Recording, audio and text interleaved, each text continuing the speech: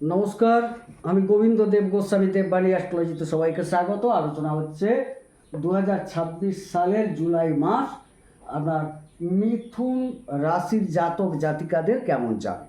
শরীর স্বাস্থ্য থেকে শুরু করে সঞ্চয়, ব্যাংক ব্যালেন্স, আপন পরাক্রমতা, কর্মক্ষেত্রে ভাইদের সাথে সম্পর্ক, পারিবারিক সম্পর্ক, সম্পদ ক্রয় বিক্রয়, মা বাবার শরীর স্বাস্থ্য, নিজের শরীর স্বাস্থ্য, দাম্পত্য, বিবাহ, ব্যবসা, প্রেম, সাফল্য, প্রতিষ্ঠা, উপার্জন, কর্মক্ষেত্রে কর্মচ্যুতি, কর্মপ্রাপ্তি, কর্মস্থিতি, যাবতীয় বিষয় সংক্ষিপ্ত এবং সম্যক আলোচনা আজকে হবে এখানে। যাই হোক, যারা মিথুন রাশি বা লগ্নের জাতক জাতিকা আছেন অবশ্যই আলোচনা মনোযোগ সহকারে শুনবেন।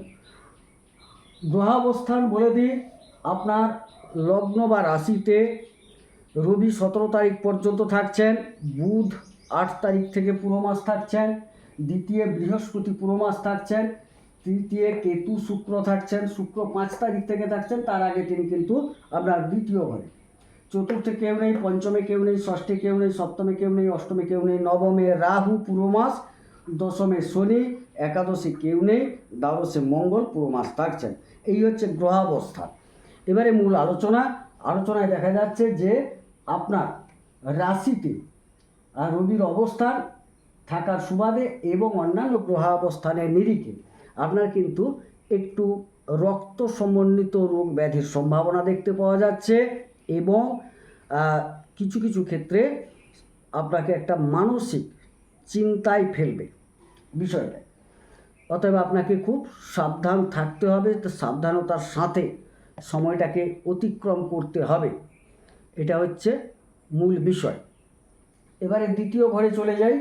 দ্বিতীয় আলোচনা সঞ্চয়ের ঘর, সঞ্চয়, ব্যাংক ব্যালেন্স, খাদ্যদ্রব্য, কুটুম্ব ইত্যাদি আমরা আলোচনা করে থাকি। সেই জায়গায় দেখা যাচ্ছে যে আপনার দ্বিতীয় ঘরে বৃহস্পতি উচ্চাবস্থায় থাকছেন, পুরো মাস থাকছেন। সুতরাং আপনার বাক্যক্ষেত্র দেখা যাবে সুমধুর সুললিত বাক্য, জ্ঞানমূলক বাক্য আপনার বেরাবে মুখ থেকে। খাদ্যের ক্ষেত্রে বলি, খাদ্য কিন্তু আপনি একটু সাত্ত্বিক আহারের দিকে বেশি পছন্দ অনুভব করবেন। কুটুম্বদের সম্পর্ক ভালো থাকবে, কুটুম্বদের সঙ্গে এক প্রকার, আর গুরুজনদের সাথে সম্পর্ক ভালো থাকবে। যারা কুটুম্বের মধ্যে গুরুজন আছেন তাদের সাথে সম্পর্ক অবশ্যই ভালো থাকবে। সঞ্চয় ক্ষেত্রটা কিন্তু আপনাদের যথেষ্ট ভালো দেখতে পাচ্ছি, সঞ্চয় করতে পারবেন। দীর্ঘদিন একটা প্রত্যাশা ছিল, এবারে সঞ্চয় স্থলে আপনার সপ্তমপতি এবং আপনার দশমপতি উপস্থিত হয়েছেন। কর্মের দ্বারা বা ব্যবসার দ্বারা একটা সঞ্চয় যোগ বহুদিন পর দেখা যাচ্ছে। তৃতীয় স্থল পরাক্রমতা, ভাইদের সাথে সম্পর্ক, যোগাযোগ, ছোটোখাটো ভ্রমণ ইত্যাদি আলোচনা করা হয়। তৃতীয় কেতু বসে আছেন, শুক্রও আসছেন 5 তারিখ থেকে পুরো মাস। এবারে শুক্র হচ্ছেন আপনার পঞ্চম এবং দ্বাদশের অধিপতি, সুতরাং কেতুর সাথে যুক্ত থাকার সুবাদে ভাইয়েদের সাথে একটু ইন্ধন দেওয়ার লোক পৌঁছে যাবে। কোনো এক মহিলা ভাইয়েদের একটু ইন্ধন প্রদান করবে।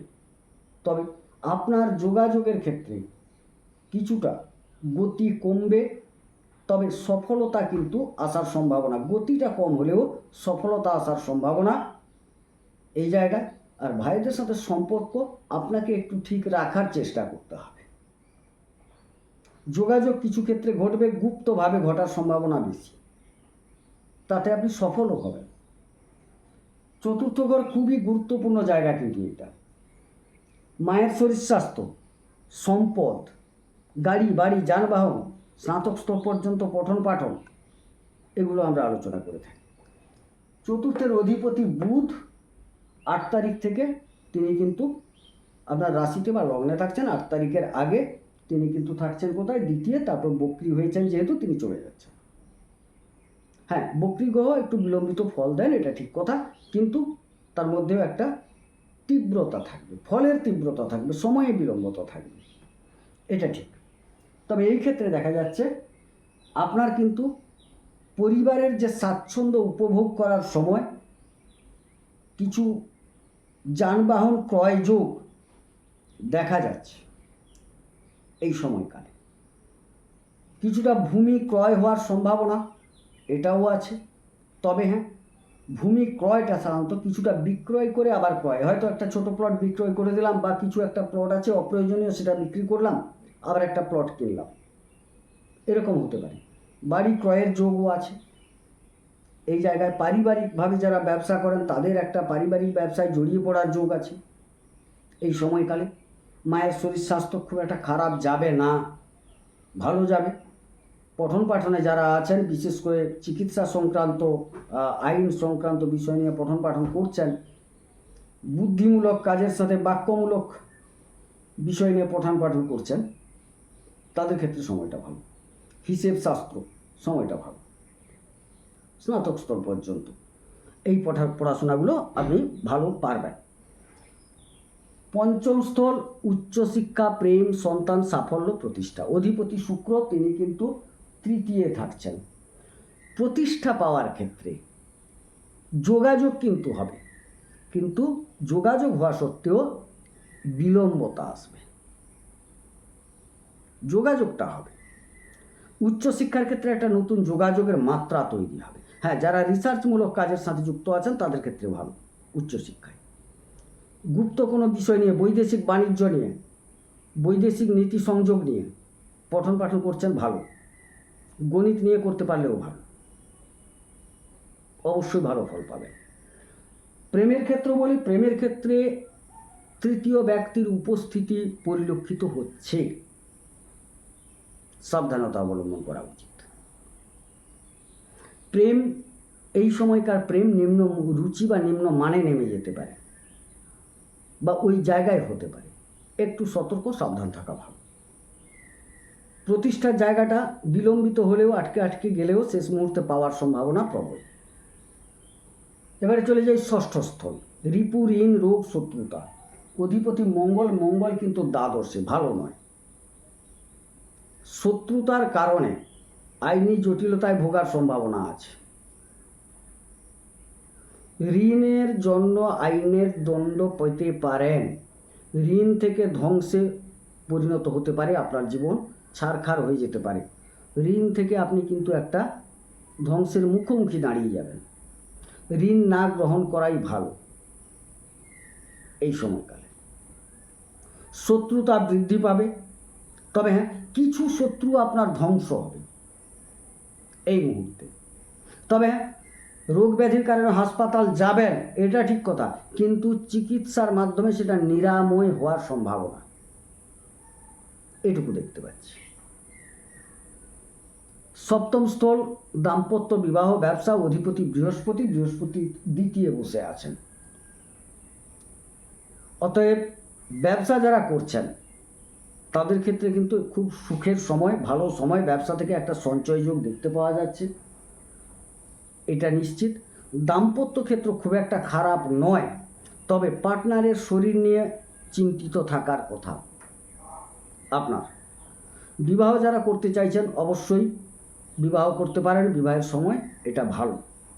ছোটোখাটো ধর্মীয় ভ্রমণ হওয়ার সম্ভাবনা আছে আপনাদের। অষ্টমপতি শনি দশমে। কলকারখানায় যারা কাজ করেন, কোনো কোম্পানিতে কাজ করেন,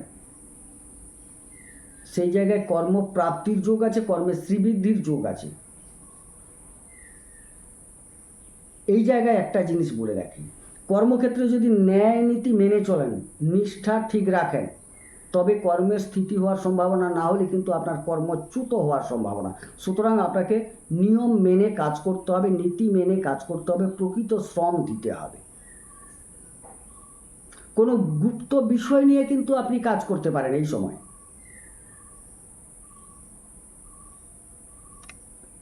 তন্ত্র নিয়ে যারা কাজ করছেন তাদের কাজ যথেষ্ট পাবেন। গুপ্ত অনুসন্ধানকারী যারা কর্মে আছেন তাদের ক্ষেত্রেও কাজ পাওয়ার সময় এটা। সিআইডি, সিবিআই এই জাতীয় আর কি, বা অন্যান্য আরও কিছু থাকতে পারে, আমি জানি না, এইগুলো যেখানে অনুসন্ধান করতে হয় সেই জায়গায় কাজটা কিন্তু আপনাদের বাড়বে। আর নীতি ত্যাগ করলে ধ্বংসের মুখোমুখি আপনাকে হতে হবে এই সময়। নবমে রাহু ভালো নয়, ক্রীড়নকে পরিণত করে, ভ্রমিত করে, ভাগ্যকে নিয়ে খেলা করবে। রাহু এখন তার স্বনক্ষত্রে বসে আছেন, শক্তিশালী। কুণ্ডলিতে রাহু যদি খারাপ থাকে, ভাগ্যের বিড়ম্বনা দেখা যাবে।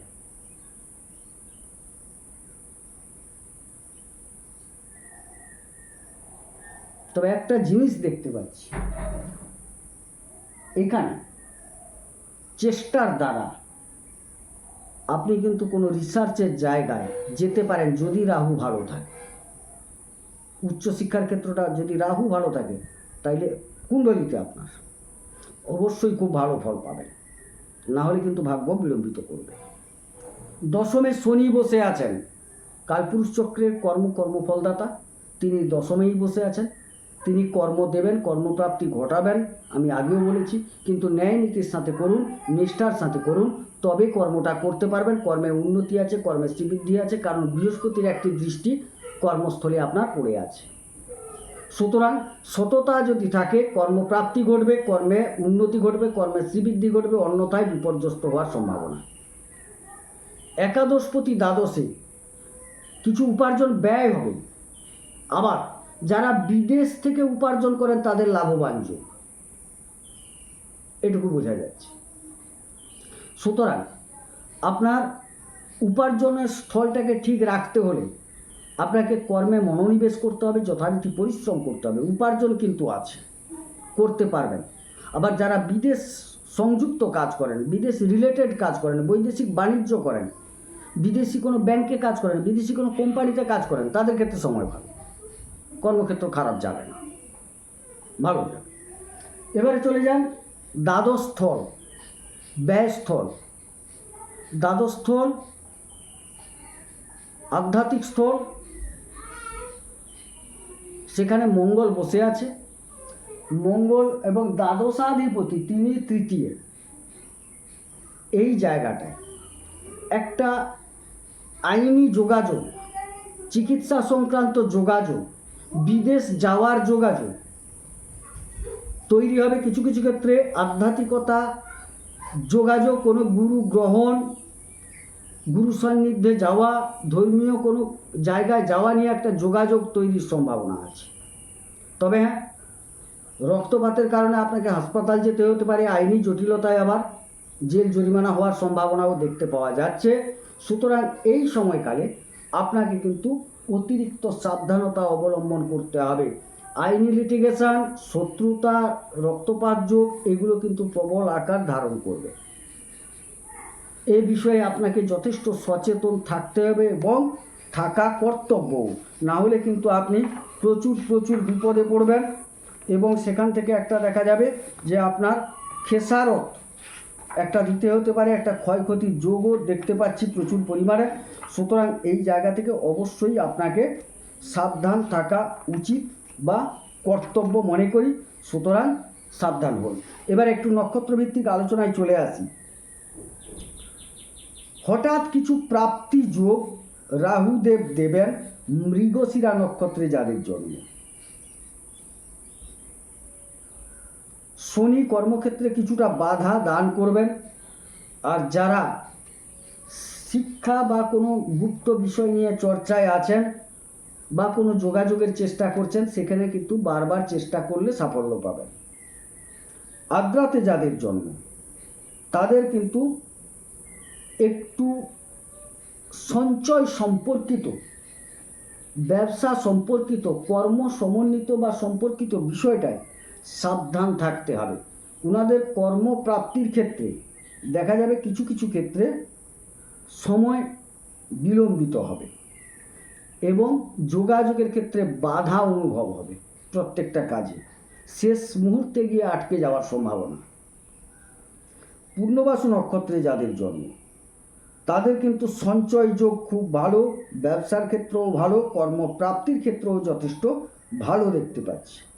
তবে কর্মক্ষেত্রে একটা জটিলতা তৈরি হবে আপনাদের। সেবামূলক কর্মের জন্য একটা যোগাযোগ তৈরি হওয়ার যোগ দেখতে পাওয়া যাচ্ছে। তবে একটা জিনিস, ভাগ্যের কিন্তু পূর্ণ সহযোগিতা পাবেন। হঠাৎ ভাগ্যের পরিবর্তন ঘটবে পূর্ণবাসু নক্ষত্রে। যাই হোক, সংক্ষেপে আলোচনা করলাম। আলোচনায় যদি ভালো লাগে চ্যানেলটাকে সাবস্ক্রাইব করবেন, লাইক করবেন, শেয়ার করবেন।